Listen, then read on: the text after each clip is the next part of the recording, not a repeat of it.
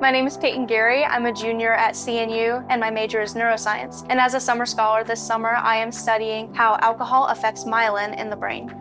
This is important because myelin is responsible for a lot of things in the brain, such as quick reflexes, muscle coordination, and even cognitive function. But we want to take it a step further because we want to pinpoint exactly how and where myelin is affected by alcohol.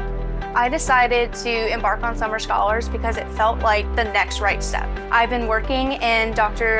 James Bogenpohl's lab since freshman year, and we kind of got together and decided to use some of the work that he has previously done and make it into a project here. And so I was able to kind of take the next step and write a research proposal and learn not just valuable skills in the lab, but also data analysis. And Summer Scholars has kind of just been the jumping block for learning what I want to do with the rest of my education and even into grad school.